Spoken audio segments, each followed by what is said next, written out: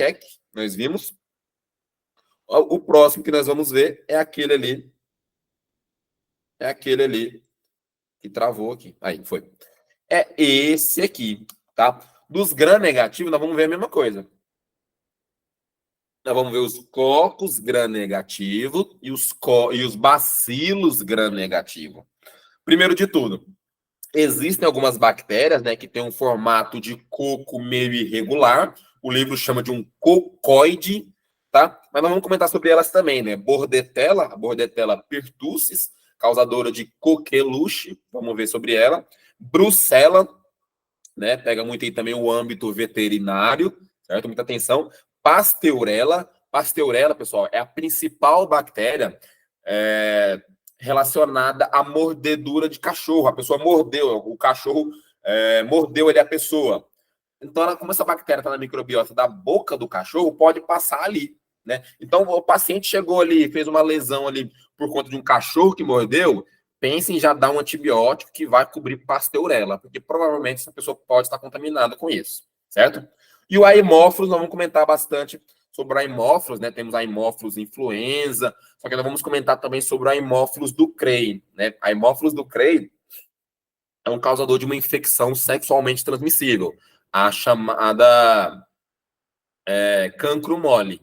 Tá? A Haemophilus ducreyi é causadora de cancro mole. Vamos comentar sobre isso no decorrer das próximas aulas também, certo? Mas nós vamos começar, nós começando, na verdade, semana passada, por aqui, pelos bacilos, tá? Nós começamos pelos bacilos, primeiro de tudo, nós temos que lembrar os que fermentam lactose e os que não fermentam a lactose, certo? Nós começamos pelos que fermentam lactose, ou seja, as que são anaeróbicas. Se elas vão fazer a fermentação, é porque elas são anaeróbicas. Nós começamos por esse carinha aqui, pelo Escherichia coli, né? Como as outras são menos frequentes, nós comentamos de maneira um pouquinho mais rápida, certo? De maneira mais rápida, mas vou citar aqui novamente para vocês, tá? Então é muito importante a gente ter isso aqui em mente. São bacilos gram-negativos anaeróbicos, ou seja, que fermentam lactose, que fermentam carboidrato.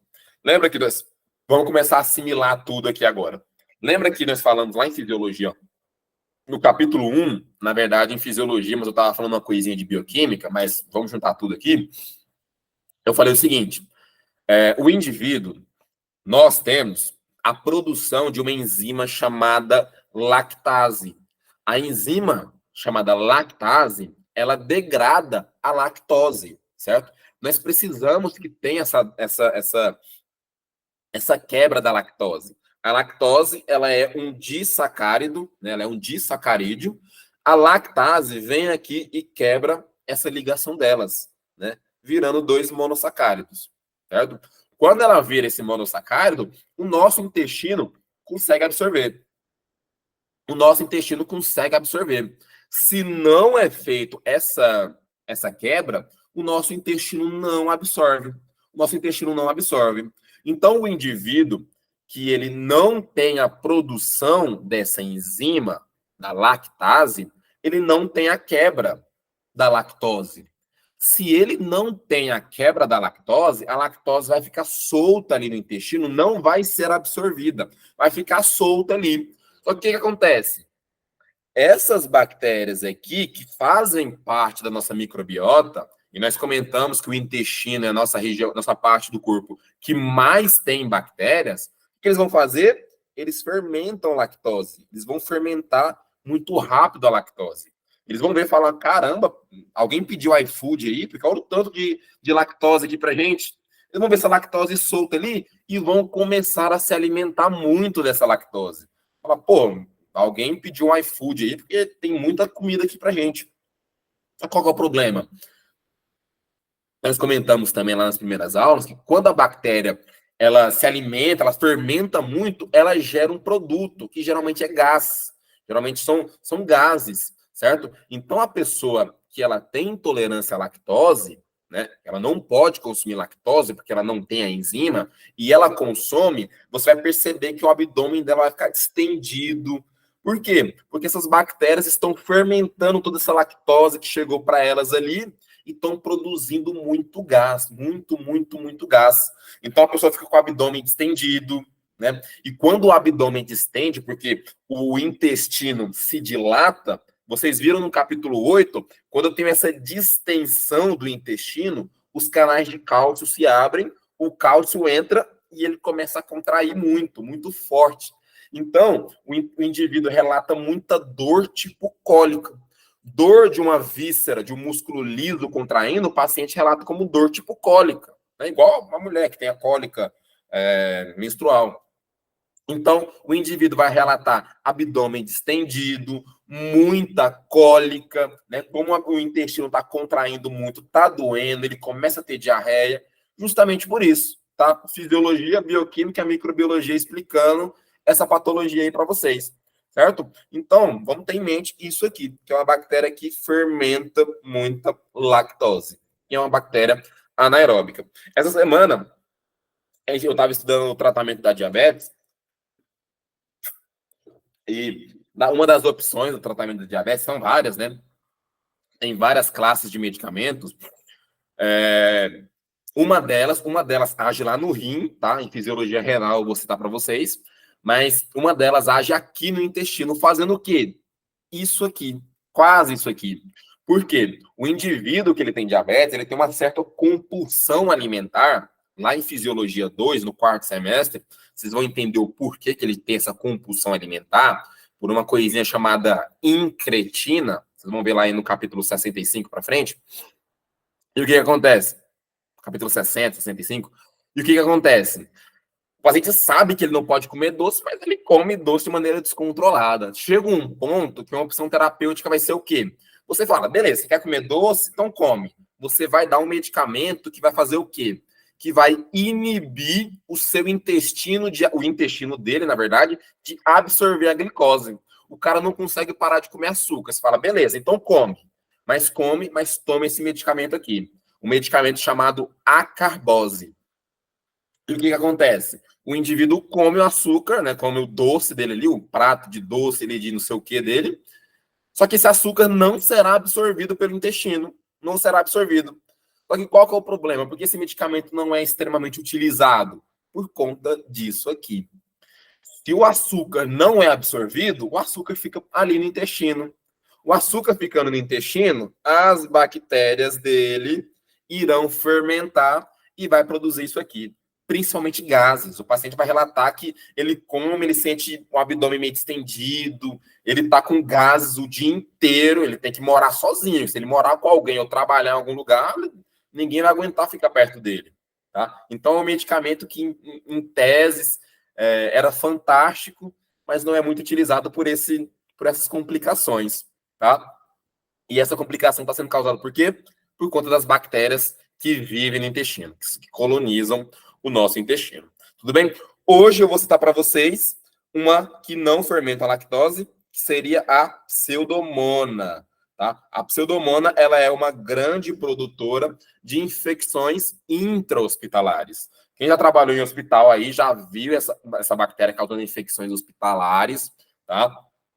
Vamos ver sobre ela aí também. E hoje eu vou citar mais uma doença que é causada por essa carinha aqui, ó. Por esse carinha aqui. Beleza? Vamos lá. Nós comentamos sobre essas bactérias aqui. Deixa eu já pular essa parte aqui, porque isso que nós já vimos. Tá? Lembrando que Escherichia coli, ela é fantástica. Ela é fantástica. Nós precisamos dela. Lembra que eu falei lá no capítulo 11 sobre a colite pseudomembranosa? O Clostridium difficile? Nós temos Clostridium difficile na nossa microbiota intestinal, só que é em pouquíssima quantidade, Por que que ele vive em pouquíssima quantidade? Porque esse aqui é o nosso segurança. Ele quer agora a nossa segurança. Ele fica controlando e não deixa o Clostridium difficile se reproduzir demais. Se por algum motivo, né, o paciente tem a perda da Escherichia coli, nós perdemos o nosso segurança. O Clostridium difficile vai começar a se reproduzir e aumentar ali a sua população. E ela é uma grande causadora de colite pseudomembranosa. Tá? Colite pseudomembranosa. Tanto é que eu até falei para vocês que uma opção terapêutica é o transplante de microbiota. Eu vou pegar a microbiota intestinal de um indivíduo saudável, ou seja, de um indivíduo que tem muita Escherichia coli, e vou introduzir nesse indivíduo. Tá? Vou introduzir nesse indivíduo, beleza? Para o Escherichia coli matar aquela bactéria e voltar a nos proteger. Então, Escherichia coli é uma bactéria fantástica no intestino, porque ela nos protege. Só que quando ela sai do intestino e vai para outro tecido do corpo, aí está o problema. Aí está o problema. Eu até coloquei aqui para vocês que ela é a principal causadora de infecção do trato urinário. Tá? De 95 a 97, 98% dos casos de infecção urinária são causadas por Escherichia coli. Certo? São causadas por Escherichia coli. E isso é muito mais comum em mulheres do que em homem. Tá? Muito comum. Eu até hoje, para falar a verdade para vocês, eu vi 2 casos de infecção urinária em homens. 2 casos. Em mulheres, mais de 50. Certo? Justamente por isso. Porque a proximidade ali da região anal com a região genital feminina, né, é uma proximidade. Para falar a verdade, essa bactéria ela entra pela uretra e ascende, né? E entra uretra, bexiga e vai subindo. A uretra feminina, ela tem ali de 3 a 4 centímetros. Você lembra isso de anatomia? Tem de 3 a 4 centímetros. Então, o percurso para a bactéria correr é muito curto. Então, a bactéria ascende de maneira muito rápida e causa essa infecção. Já no homem é mais difícil disso acontecer, tá? Muito mais difícil disso acontecer, por essas características anatômicas também, certo? Então é o principal causador de infecção do trato urinário.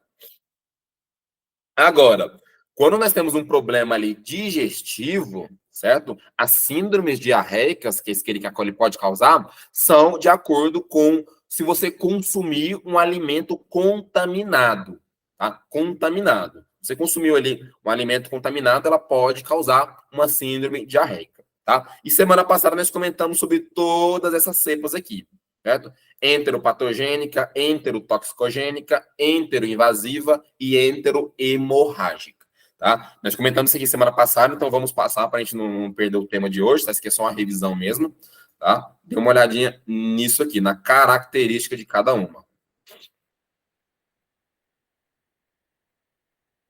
Isso aqui é bem tranquilo. Nós comentamos de maneira bem direta na semana passada. Hoje eu queria comentar com vocês sobre esse carinha aqui, ó. O que acontece? Serratia, pessoal. Serratia, ela é uma bactéria que vai estar mais comum, mais presente em infecções hospitalares, né? Como é uma enterobactéria, mesma questão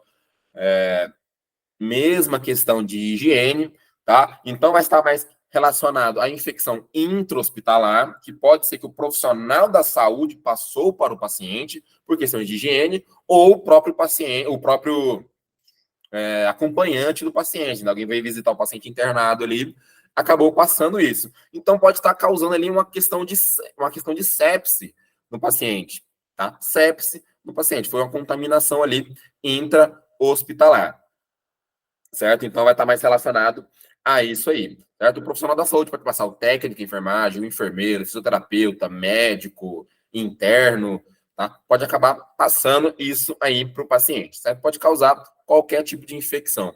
Então, o que acontece? Quando nós falamos da proteus é uma das causadoras de infecção do trato urinário também.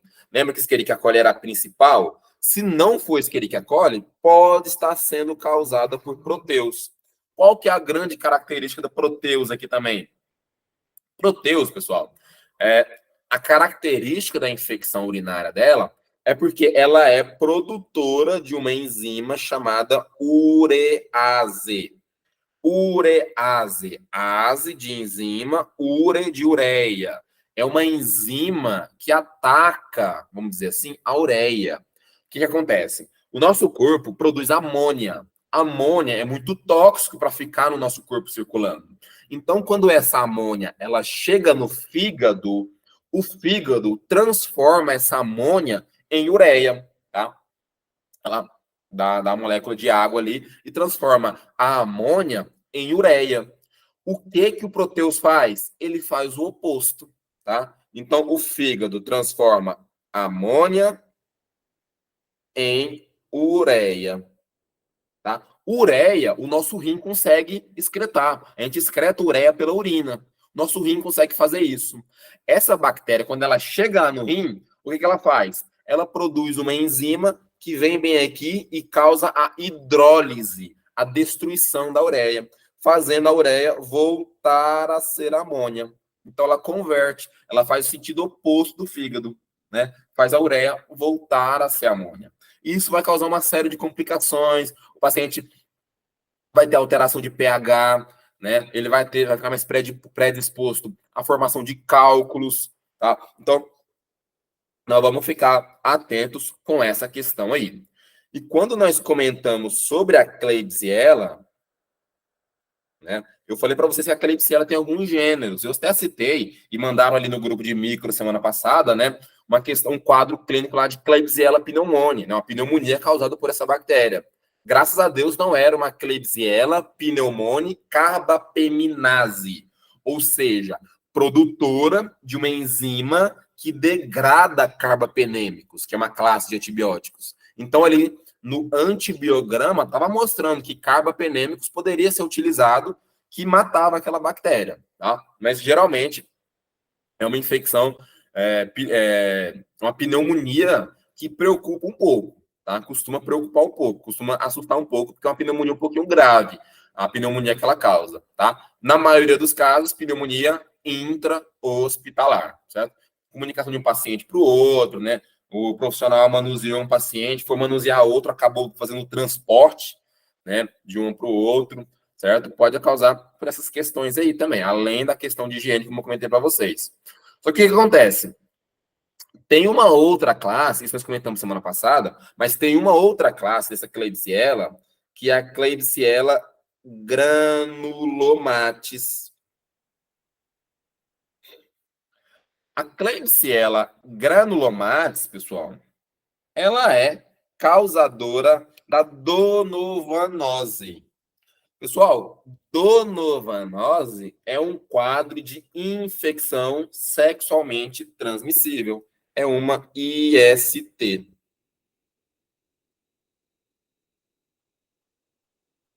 É uma IST, certo? Então, ela é uma infecção sexualmente transmissível causada por Klebsiella granulomatis. Inclusive, quando eu fiz a prova da Liga de GO, semestre passado, eu passei nessa prova.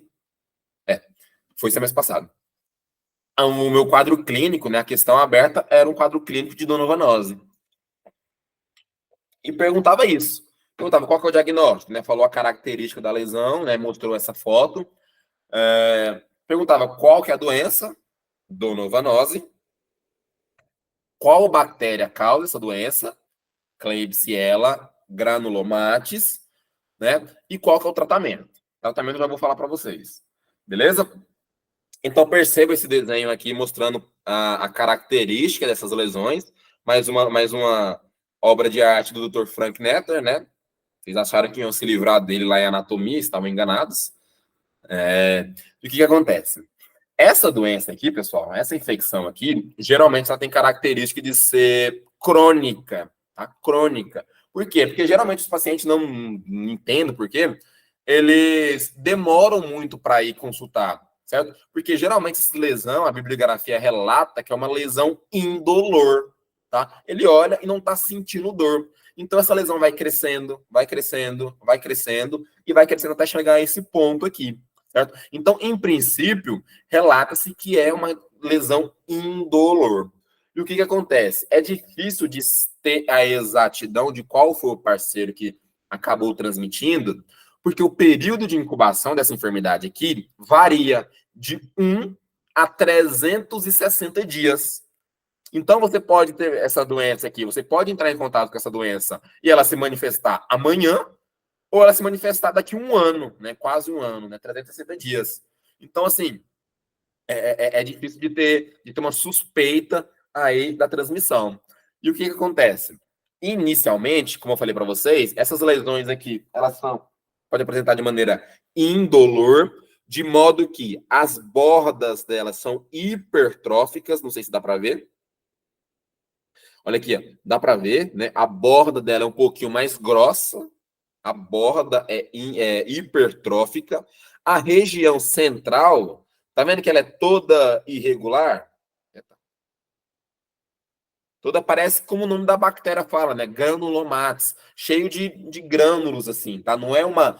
A região central não é lisa, é toda irregular dessa forma. Então, olha aqui, ó.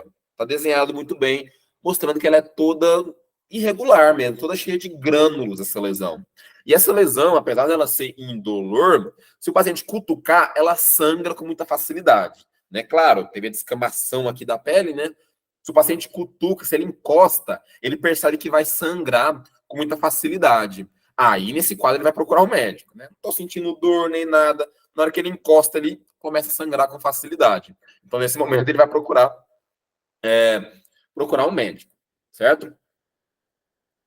Aí você olhando essa lesão com essa característica, né, uma úlcera muito grande, com as bordas hipertrofiadas, de sangramento fácil, né, de grande extensão assim, você vai suspeitar dessa enfermidade, tá? Você vai suspeitar de donovanose, certo?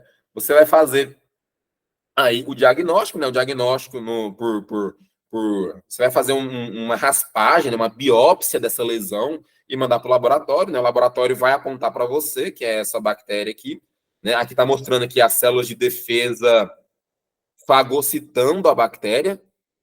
Nós chamamos isso aqui de corpúsculo de Donovan. Corpúsculo de Donovan. Né? Você vai observar isso no laboratório, que é o quê? O macrófago fagocitando essa bactéria. Tá? O macrófago fagocitando essa bactéria. Então, com isso, você consegue fechar aí o que seria o quadro clínico dessa donovanose, certo? Então, aí partindo disso, você vai realizar o tratamento dessa enfermidade, certo? O tratamento, lembrando que o tratamento é feito com azitromicina, 1 gramo, uma vez por semana, durante 3 semanas. Durante 3 semanas, né? A literatura fala durante 3 semanas ou até a lesão cicatriciar. 3 semanas, você vê que a lesão não cicatrizou 100%, toma mais uma dose na outra semana, tá? Aí 4 semanas, tudo bem. Então, o que significa isso? Azitromicina, 1 grama. Na maioria das vezes, eu só vi azitromicina que vem um comprimido de 500 miligramas. Ou seja, você vai tomar o paciente, né? Vai tomar 2 comprimidos desse aqui. Tá? Ele vai tomar 2 comprimidos desse agora. Agora. Só que ele não vai tomar um agora, o outro amanhã. Não. Ele vai tomar 2 hoje, aí, ó, uma vez por semana. A próxima dose será semana que vem. Então, hoje é domingo, beleza. Vai tomar 1 grama hoje, né? 2 comprimidos hoje, 2 domingo que vem, 2 no outro domingo. Então, é 3 semanas, sendo que é uma vez por semana. Uma vez hoje, uma vez semana que vem e uma vez na outra semana, certo? Então, esse é feito o tratamento, beleza? Então, não se esqueça que donovanose é causada por uma bactéria chamada de Klebsiella granulomatis.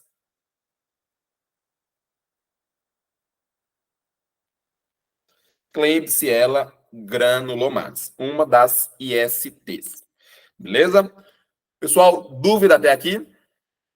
Opa. Aqui.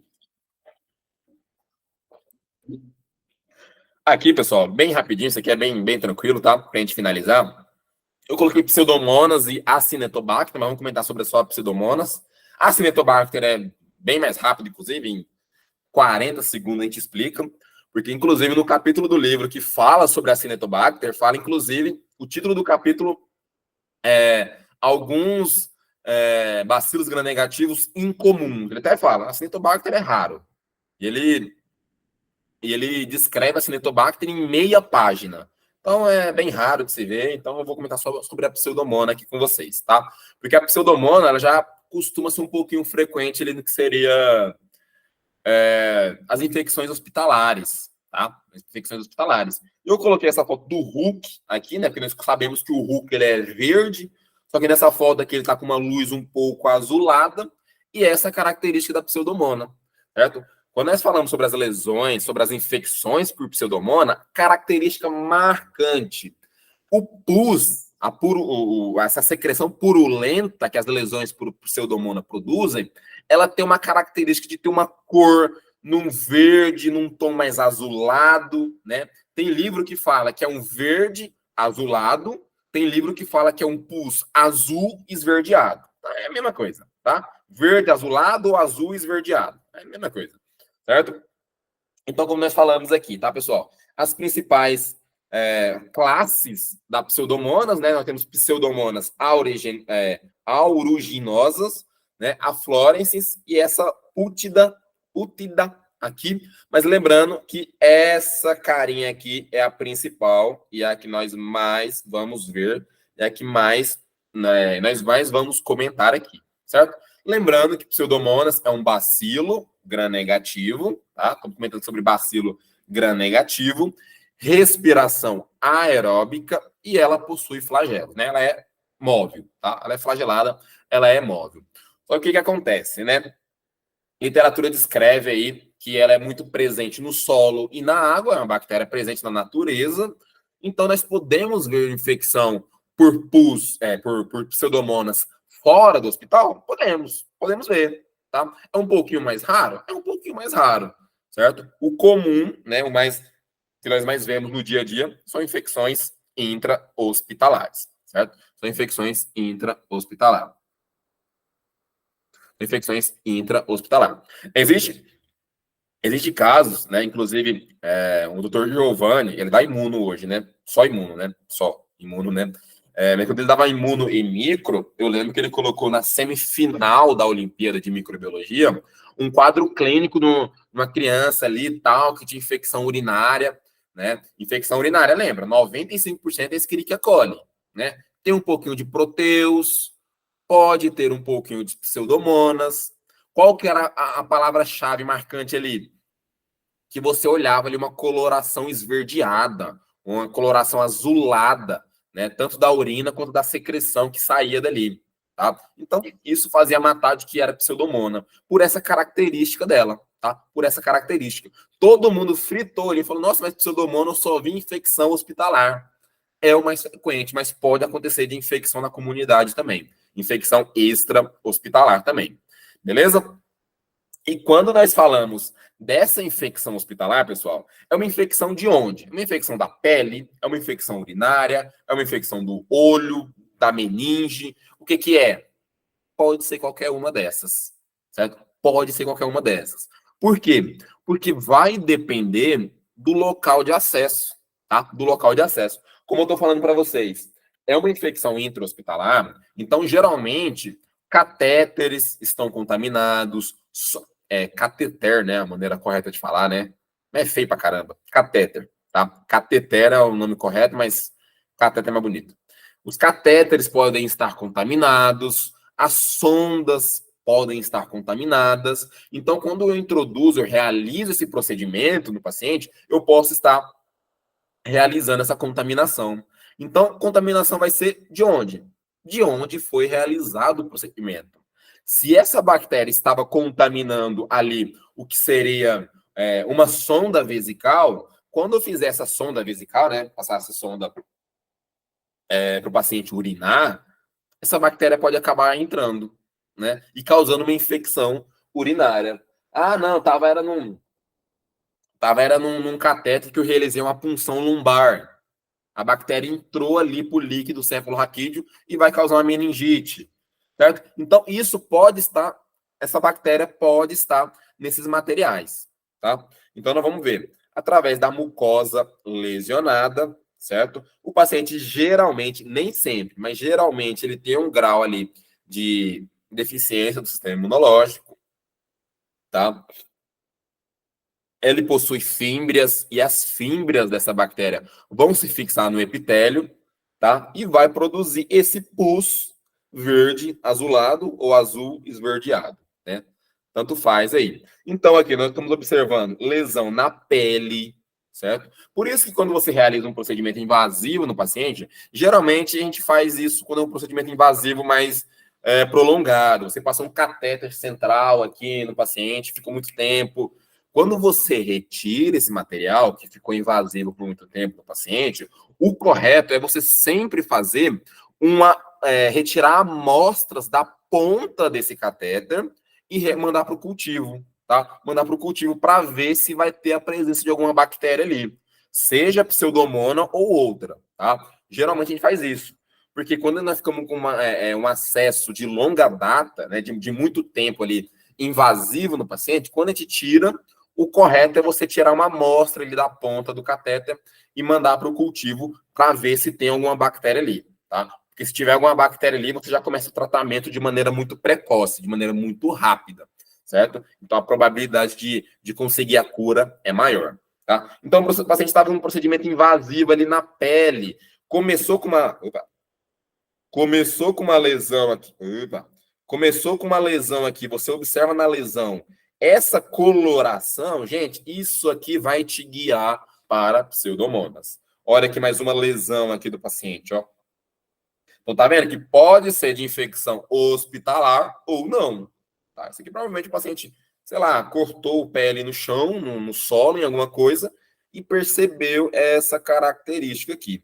Então, quando você vê um pus com essa coloração, vai te guiar um pouquinho mais ali para a infecção por pseudomonas. Tá? Então depende do que for utilizado.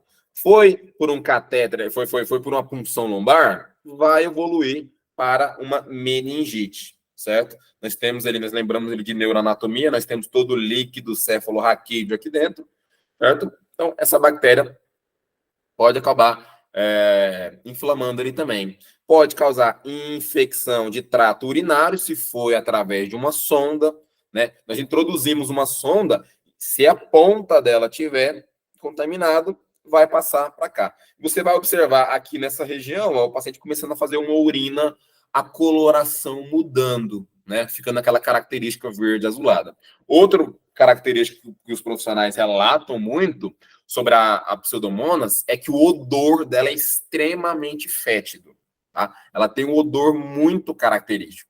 Então, basicamente, sim, se ela apresentar sua característica típica, não tem como você errar. Você vai ver uma lesão com pus num verde azulado ou no azul esverdeado, né, nessa cor bem diferente, com um odor extremamente forte, você tem que pensar em pseudomonas imediatamente, certo?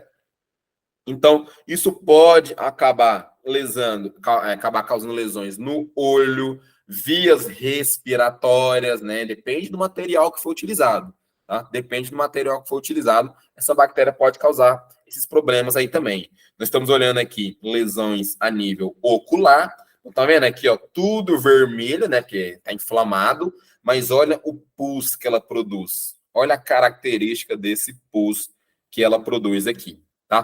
Por essa coloração aqui, a gente já não tem como não pensar em pseudomonas, certo? Então, vira uma lesão com essa cor e o paciente estava hospitalizado, realizou um procedimento invasivo, pense em pseudomonas de primeira, tá? Mas o paciente pode pegar essa infecção não estando no hospital, infecção comunitária, pode pegar também, né? Vocês viram ali o paciente com a lesão na pele, né? Por isso, tá? Pode acontecer, certo? De maneira mais rara, mas pode acontecer também, certo? Então, um dos cuidados que nós temos ali em hospital, em UTI, é com pseudomonas, certo? Como que nós vamos prevenir isso?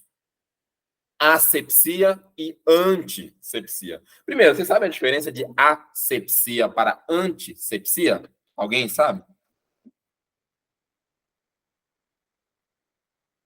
A antisepsia no tecido, na pele, essas coisas assim. Eu não sei se eu troquei. Tipo, tá perguntando qual é a diferença, é? Aham. De antissepsia para asepsia? Asepsia é dos Asepsia é materiais. dos materiais, isso. E antissepsia É dos é... profissionais da pele, do paciente, Isso. etc. Isso, exatamente, pessoal. Quando eu falo de asepsia, a significa ausência. Então, é a ausência de micro-organismos. É eu pegar uma luva estéril, certo? Luva estéril, materiais estéreis, ou seja, é um material que está sem micro-organismo ali, tá? É um material que está sem micro-organismo, tá asséptico. Então, asepsia é isso. É eu deixar aquele local ali, né? Eu utilizar materiais sem micro-organismo. Luva estéril, máscara para a bactéria não passar para o local, certo? Usar EPI. Agora, quando eu falo de antisepsia, o que seria antisepsia? Significa que o local tem bactéria, mas eu vou realizar manobras para tirar aquelas bactérias, para matar aquelas bactérias. Por exemplo, tipo assim, tem a bactéria, mas eu sou contra ela, eu sou anti essa bactéria, antisepsia. Então a bactéria está presente, só que eu vou remover ela dali. Eu vou fazer uma lavagem de mãos, né? Então, a bactéria está aqui. Quando eu faço uma correta lavagem de mãos, eu tirei a bactéria, eu matei. Ah, eu vou fazer um procedimento invasivo. Não é só pegar, chegar e furando ali, não. Você tem que fazer uma antisepsia do local. Eu vou fazer o quê? Eu vou fazer uma limpeza, uma higiene local, né? Tem alguns antissépticos para isso, né? Então, eu vou pegar e vou lavar o local. Lavei aquele local, nós sabemos que na microbiota da pele do paciente tem bactéria.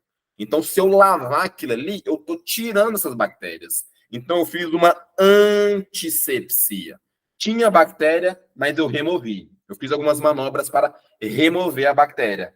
Certo? Agora, a asepsia é manter o local sem bactérias. É eu pegar luva estéreo, né? Ou seja, luva sem bactéria, não contaminar. É eu usar máscara para eu não deixar cair bactérias ali, tá? Então, a asepsia é locais sem bactérias. Antisepsia é quando tem, mas eu tiro, eu extermino, eu faço uma lavagem correta. Beleza? Então, isso, como eu falei para vocês, é a prevenção dessa bactéria, porque geralmente é infecção hospitalar. Então, se eu fizer uma asepsia, uma antisepsia correta, eu vou diminuir muito a probabilidade do paciente desenvolver infecção por pseudomônio e por qualquer bactéria. Né? Asepsia e antisepsia é prevenção para qualquer infecção hospitalar, certo? Qualquer infecção hospitalar. Muito bem. Então, como eu estava falando aqui para vocês, né, a questão do tratamento varia geograficamente, então a gente se guia pelo antibiograma. O antibiograma vai mostrar para a gente qual antibiótico é sensível, mas geralmente, se na sua unidade tiver, né, que é difícil ter, um antibiótico chamado piperacilina, tá? Ele vem piperacilina mais tazobactam. Piperacilina mais tazobactam. Piperacilina começa com P de pseudomonas, então ele é o antipseudomônico, tá? Ele foi criado basicamente para isso. Por isso que não é tudo local que tem. Né? Então é piperacilina mais tazobactam. É o antibiótico de eleição, um dos antibióticos de eleição para tratar infecções por pseudomonas. Tudo bem? Se tiver no ambiente. Se não tiver, o antibiograma ele vai mostrar alguns antibióticos que são resistentes, né? Aí você utiliza os que tiverem. Se tiver piperacilina, é o de primeira eleição. Oi, Mariane. Esse aí é o mesmo que o Tazocin, é? Ou não? Não, nunca vi por esse nome, não. Não, né? É porque o tazobactam, o que acontece? O tazobactam, lembra quando eu falei da amoxicilina mais clavulanato? O clavulanato é um escudo, né? O tazobactam também. O tazobactam é uma substância que vai proteger esse antibiótico caso a bactéria produza alguma enzima, né? Lembra lá da amoxicilina? A amoxicilina, o Streptococcus produz uma enzima que destrói esse antibiótico. O clavulanato, ele é uma proteção. Então, quando a bactéria produz essa enzima, a enzima não consegue destruir o antibiótico. O tazobactam serve para isso também. Caso a bactéria produza uma enzima, o tazobactam não vai deixar essa enzima destruir o antibiótico. Beleza? Beleza. Beleza, pessoal? Então, tranquilo até aqui? Alguma dúvida? Você é top demais, cara. Hoje, durante esses anos todos, hoje que eu consegui assim compreender a forma correta da diferença, né, entre antisepsia e asepsia, porque sempre repassavam assim para a gente, né, ensinaram que a asepsia está relacionada a material e a antisepsia a tecido, mas nunca foi tão explícito igual você explicou hoje. Tá explicado, né? Que isso, beleza. Na época de enfermagem também me explicavam isso de uma maneira muito, muito complexa. Eu também não conseguia entender. Eu vim entender isso aqui